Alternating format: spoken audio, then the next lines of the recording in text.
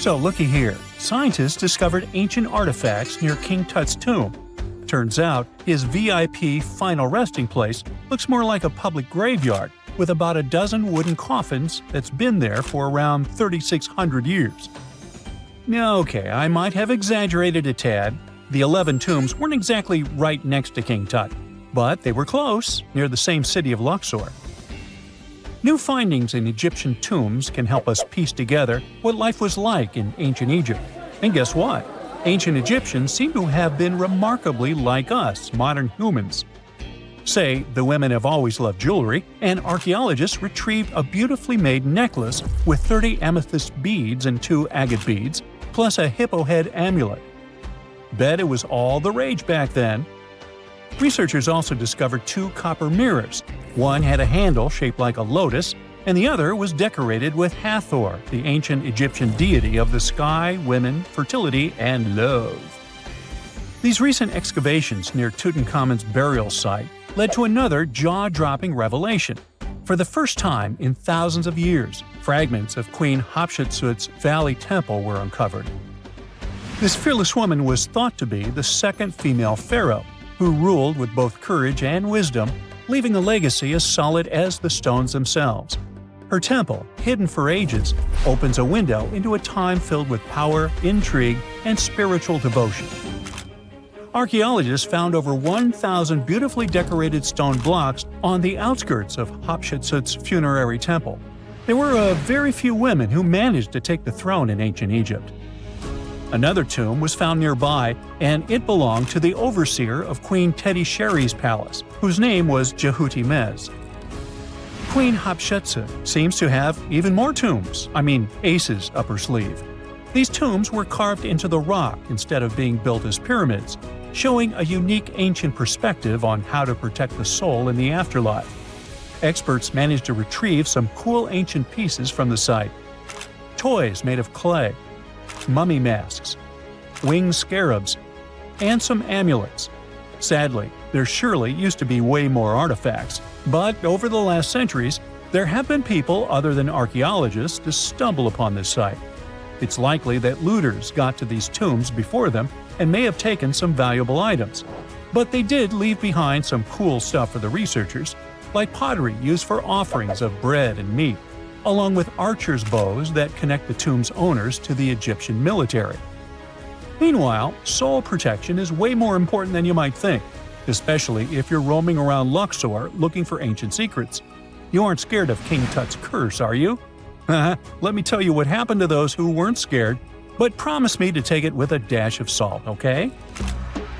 For years, Egyptologists, especially those who believed in paranormal activity, were convinced that there was an unsettling curse surrounding Tutankhamun's archaeological discoveries.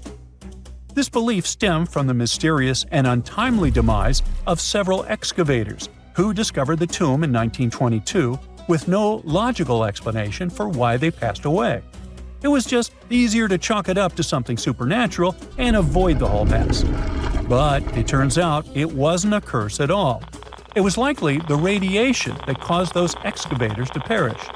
Now, you might wonder where the radiation came from. After all, while radioactivity was discovered in the 19th century, ancient Egyptians, despite their impressive pyramids, didn't have any radium lying around to make Tut's tomb glow like crazy. So, what could be the real story? It might have been toxic waste behind it all. Toxic levels of radiation from uranium and hazardous waste have been lurking inside the tomb since it was sealed over 3,000 years ago. The burial chamber of Tutankhamun's tomb reportedly has such high radiation levels that anyone who steps inside could easily end up with a fatal dose of radiation sickness or an incurable condition. By the way, you can have a somewhat similar level of radioactivity if you don't get rid of those moldy dinner leftovers you left to perish in your fridge a month ago. But this radioactivity isn't exclusive to Tutankhamun's tomb. Ancient Egyptian artifacts discovery is rewarding yet dangerous due to unusually high radiation levels in Old Kingdom tombs all over Egypt. Geiger counters have detected radiation at 2 sites near the Giza pyramids, and radon, a radioactive gas, has been found in several underground tombs in Saqqara. Interestingly, Experts believe that the builders of these ancient tombs were aware of the toxins, as some eerie warnings were carved into the walls of many tombs. One inscription ominously declared, "They that break this tomb shall meet their end by a malady that no doctor can diagnose." Other ominous phrases like "forbidden," "due to evil spirits," only added to the fear that supernatural curses haunted these ancient sites. Ominous signs have stunned archaeologists since forever, but the fear grew even stronger a century ago with the mysterious passing of Lord Carnarvon, who funded King Tut's excavation in 1922 and reportedly explored the treasure-filled rooms, along with several others who entered the tomb. Arthur Weigall, another British Egyptologist who was present at the tomb's opening and is credited with starting the curse myth, passed away young when he was just in his 50s in 1934. Chances are the condition that made him pass was connected to radiation. In total, 6 out of the 26 people who were there when the tomb was opened met their end within a decade from various causes. Not only X-ray exposure, those reasons include asphyxia, stroke, heart failure, pneumonia, and even poisoning. Well, isn't this getting a little grim? There was one guy who opened the tomb and somehow managed to avoid the infamous curse, Howard Carter, or so it seemed. Some folks pointed to his survival as proof that the curse wasn't real.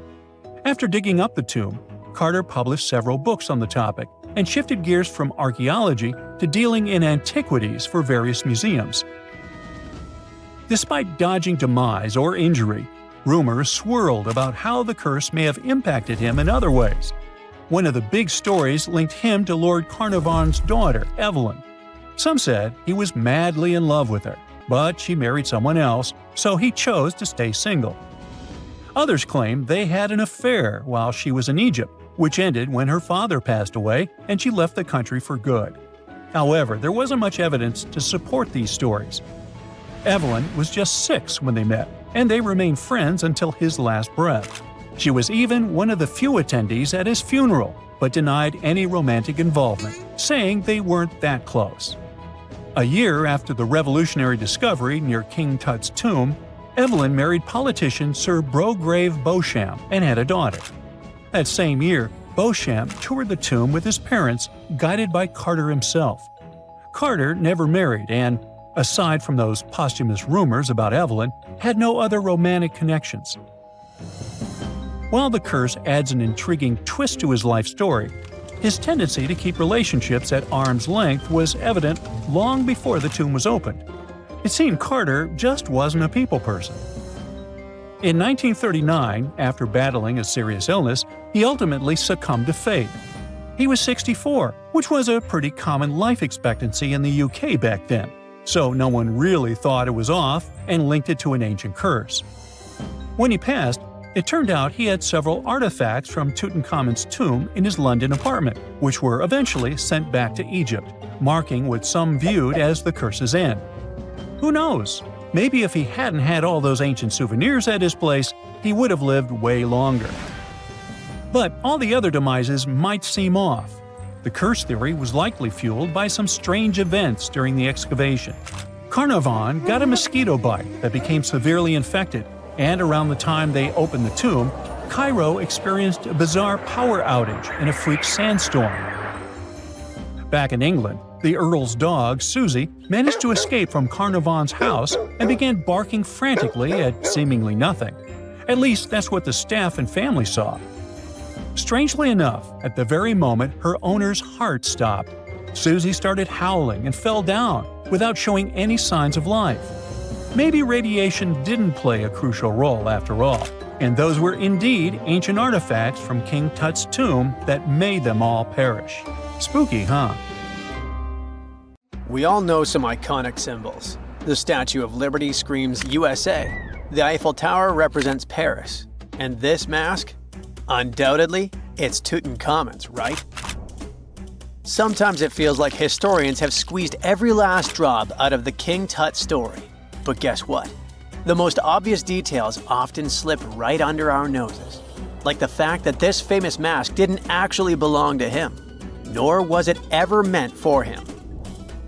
Stick with me for the details. Can we get a close-up of that mask? Thanks. See those holes? Yep, they're for earrings. And no, it's not that they had anything against jewelry, but back in ancient Egypt, earrings were typically worn by high-status women or kids. Now, if you know your history, you might say, but Tut was a boy king, wasn't he? You're spot on. He began his reign at just 9 years old. Sadly, that didn't last long as he passed away at a very young age. So when he was 9, he might have worn earrings, but he probably took them off when he hit that no earrings age. Sounds reasonable, right? Actually, not quite. That would have been pretty strange since nobody expected him to pass away young. Certainly not at 9. So no one was preparing a kid's mask for a burial. It's this untimely demise that suggests the mask used was simply the best option available when Tut passed away. There are more clues pointing to the idea that the mask was found in a hurry. Let's think about this. Even though Tut was mummified and his body could wait a bit, his loved ones wanted him to reach the afterlife ASAP. Some experts even believe the paint in the tomb was still wet when it was sealed. But look at his mask. It's a masterpiece. There's no way it was made in a rush. It's way more elaborate than other simpler cartonnage pieces. The renowned mask of King Tut stands 21 inches tall, adorned with precious stones, and features a golden beard that weighs 5.5 pounds, making the entire mask 22.5 pounds. Okay, I'm a bit confused here. So it seems like it was probably a kid's mask, but it had a beard? I've never seen a 9-year-old with a goatee, and I'm guessing you haven't either. Just think about it. A grown man's face compared to a kid's face. Fun fact for you, our faces pretty much stopped growing at the age of 16, so by 19, Tut would have definitely had the face of an adult man. Can you imagine trying to fit a relatively small kid's mask on a grown man? That would have been super embarrassing, and no one would have let that happen. Right, let's dismiss the kids theory. Now, the second option, if you remember, is that the mask could have originally belonged to a woman. This is where the beard theory comes into play. Some researchers believe the beard might have been added later on. Here's another twist.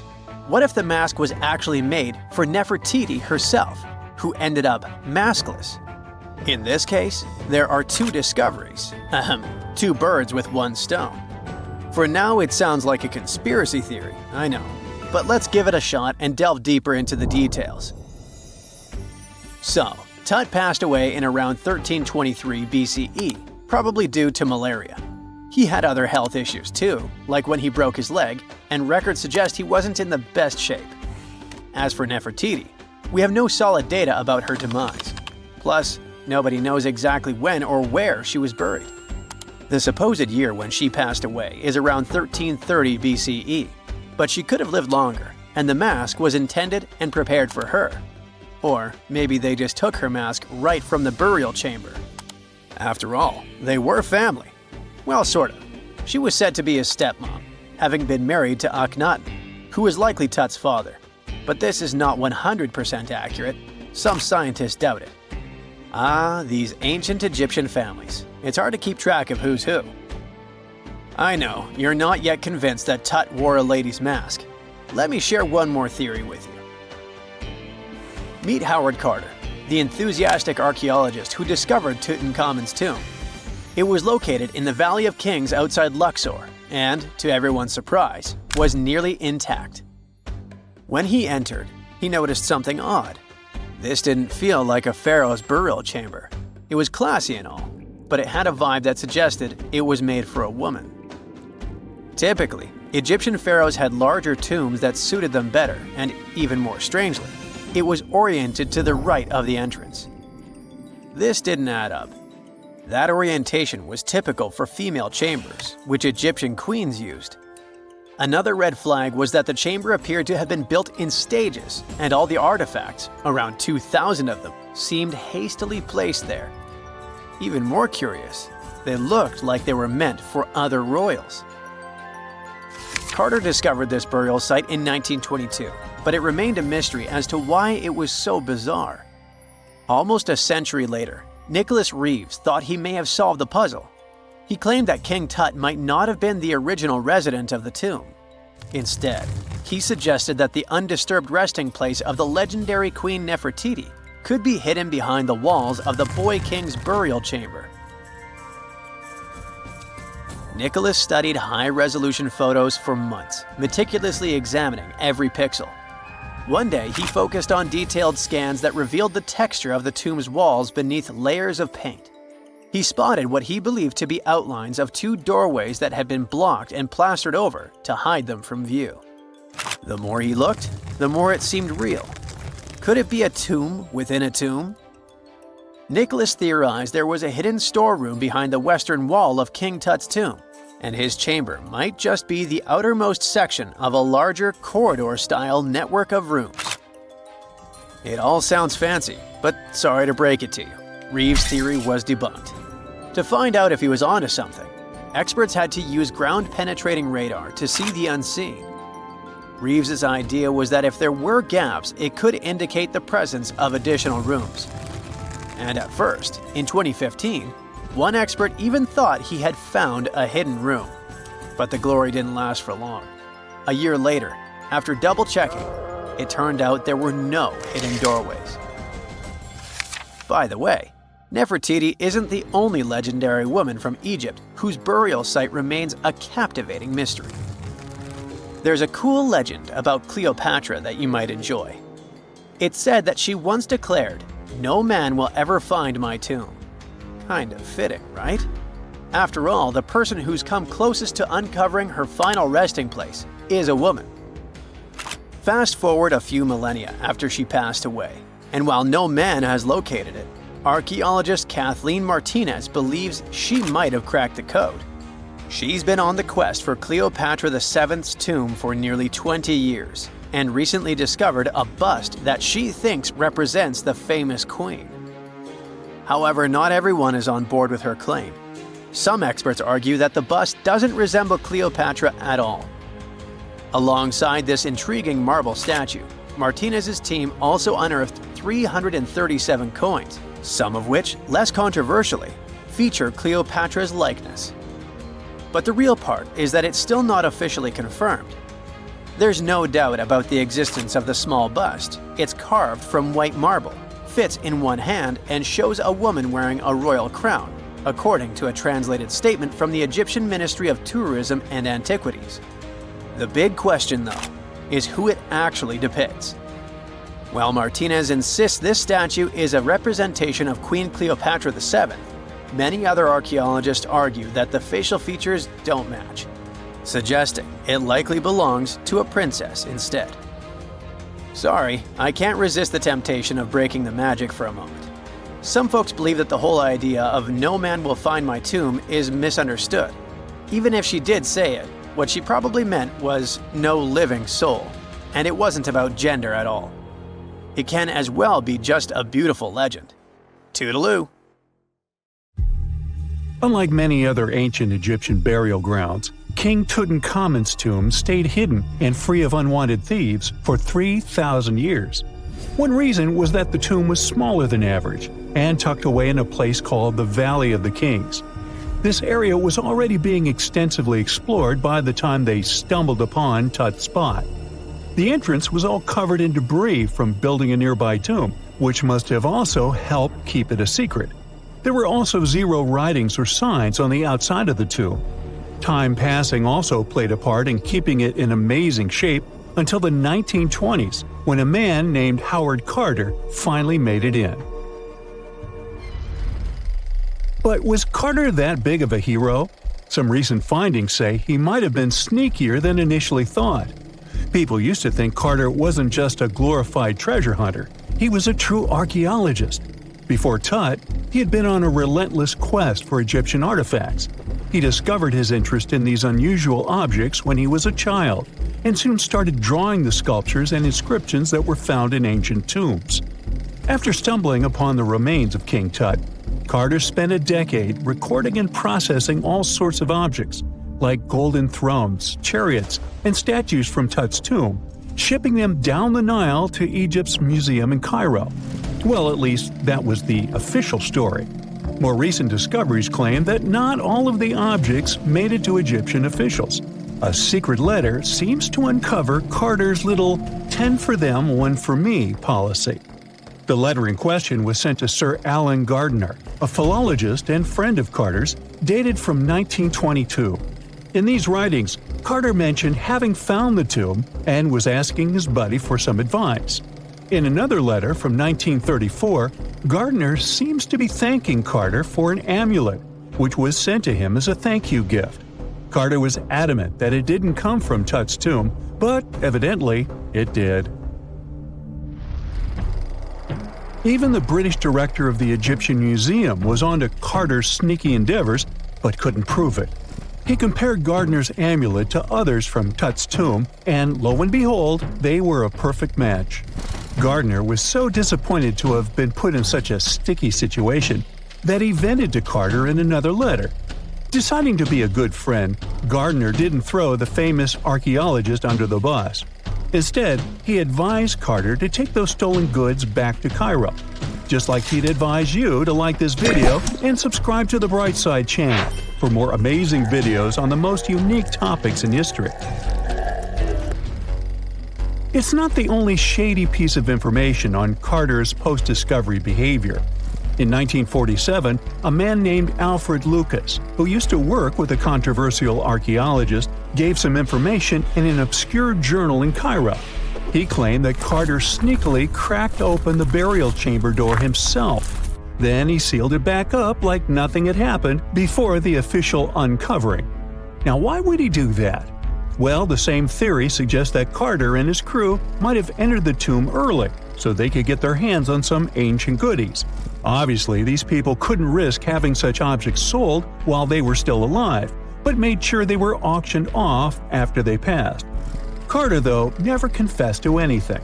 He made no official denial either, but the Egyptian government couldn't risk any more mysterious disappearances, so they prohibited him from entering the tomb for a while. Some have connected this apparent stealing to the curse of King Tut.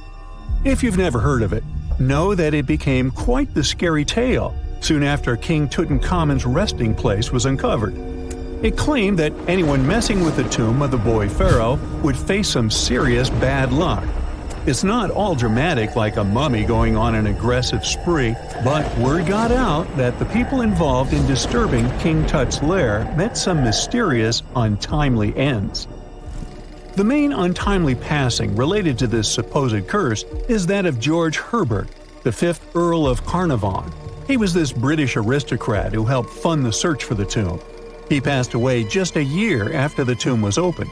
Now, people love to call it mysterious, but it turns out that Herbert was already in pretty bad shape health-wise when he got to Cairo, and he ended up getting taken down by a regular disease. Now, let's talk numbers. There were a lot of people linked to this tomb opening: security guards, archaeologists, and supporting staff. And sure, a few of them did pass not long after the tomb started receiving visitors. As much as we'd like this curse to be true for the sake of, good storytelling, statistically, if you have a bunch of people connected to opening a tomb, you'd expect some passings just by random chance. The average lifespan for those supposedly targeted by the ancient curse was more than 20 years after the spell was supposed to kick in. Herbert's daughter even lived until the 1980s, that's half a century later. And Howard Carter himself lived until 1935, a solid 16 years after the big reveal. Some have suggested that the whole curse was nothing more than a careful PR strategy. You see, when Tut's tomb was found, Howard Carter wanted to make a priority out of keeping nosy reporters away.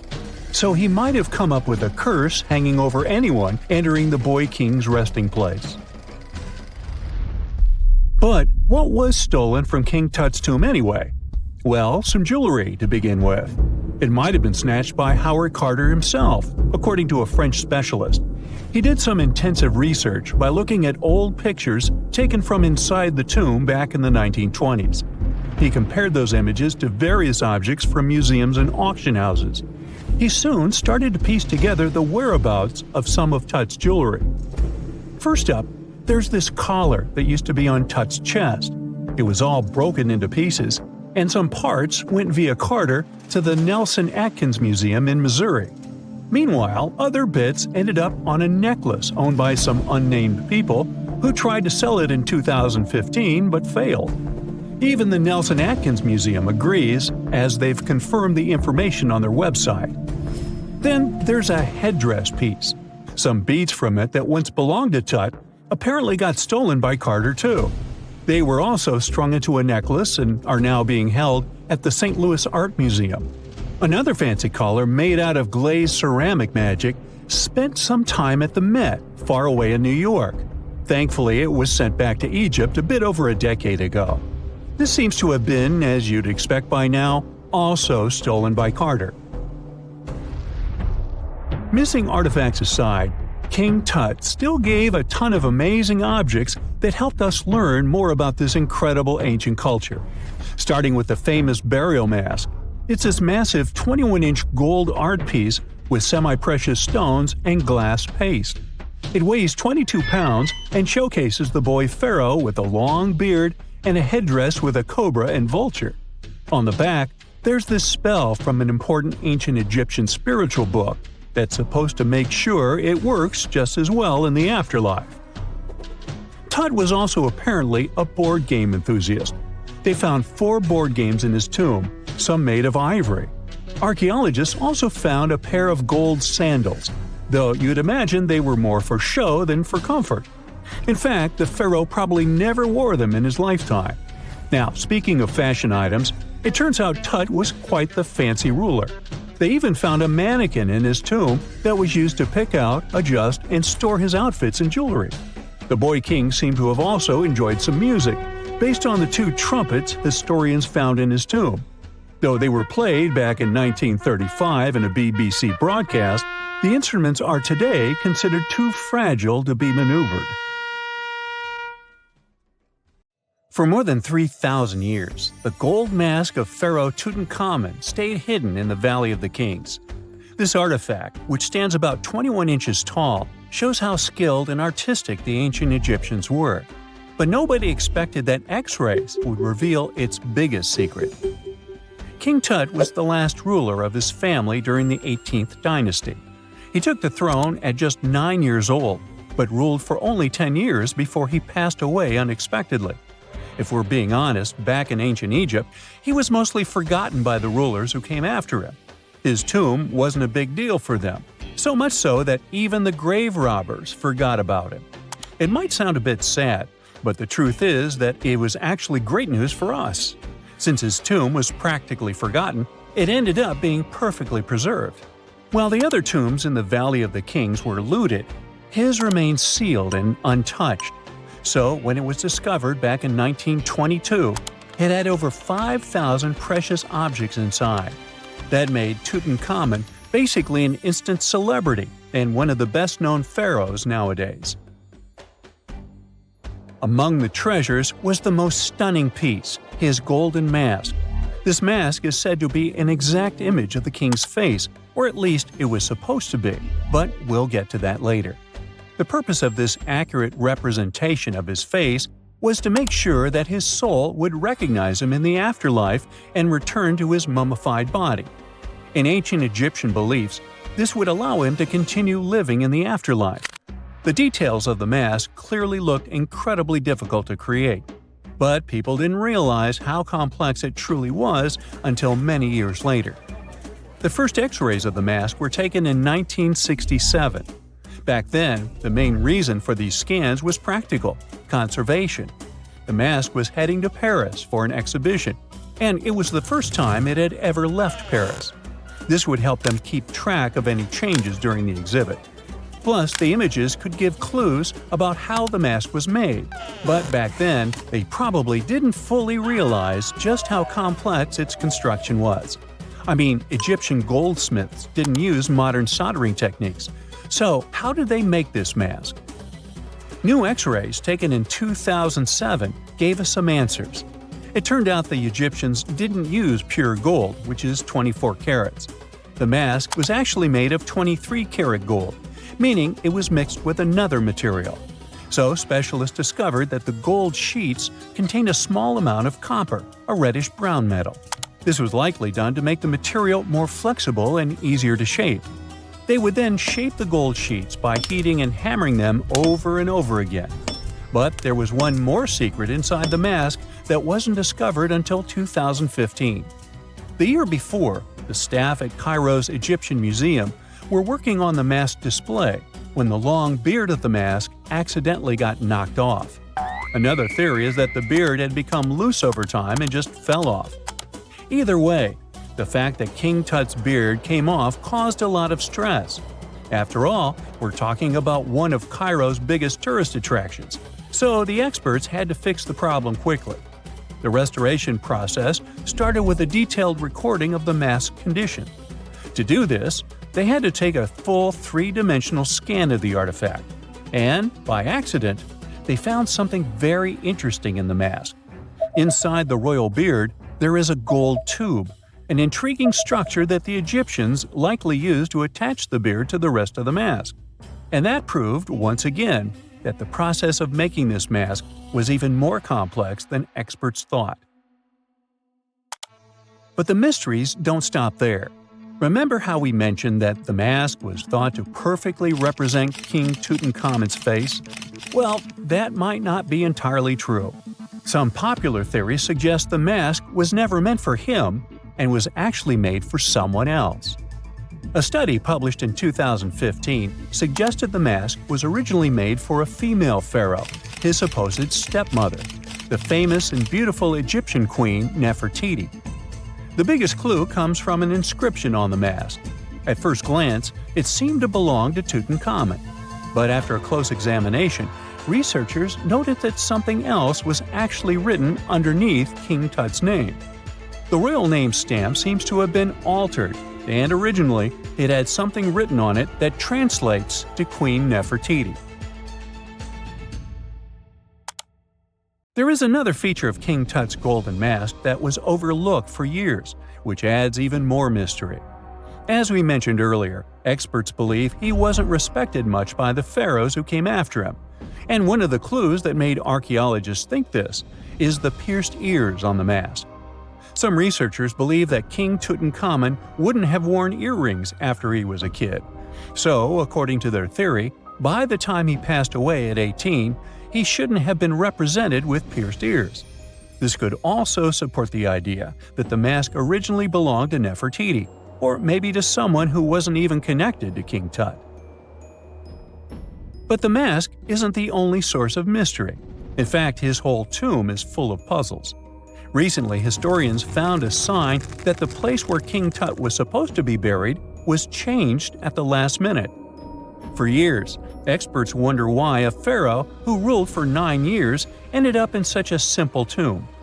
When compared to the grandeur of other pharaohs' tombs, his tomb seemed, well, a bit plain. The idea that a king like Tutankhamun would have such an unremarkable resting place just doesn't match up with the power and importance he must have had in ancient Egypt. So, what happened? Well, apparently, this might have something to do with his successor, Pharaoh I.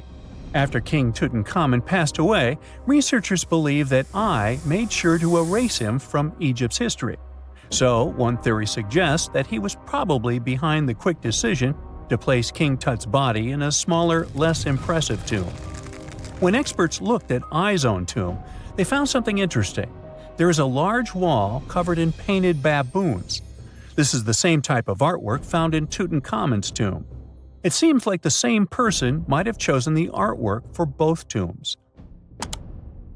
Now, the design and decoration of the two tombs are almost identical, suggesting there was a shared hand behind both. But there is one key difference. I's tomb is fit for a king. It's much bigger and more impressive, even though the style and artwork are similar to what you see in Tutankhamun's tomb. So the theory suggests that I decided what went into both tombs. Since Tut passed away unexpectedly at a young age, his grand tomb wasn't finished in time. Normally, pharaohs start building their tombs while they're still alive to make sure everything is perfect. But Tut passed away when he was just 18, so there wasn't enough time. I may have taken advantage of the situation, ordering a smaller tomb for Tut and keeping a larger one for himself. Experts believe this theory explains why Tutankhamun's tomb is so simple and how I managed to wipe his memory from history so easily. But in the end, the story of King Tut's mask and tomb is full of mystery and intrigue. Each new discovery sheds more light on what really happened all those years ago. But one thing is for sure, the secrets of ancient Egypt still have much to reveal, and King Tutankhamun will continue to fascinate people for years to come.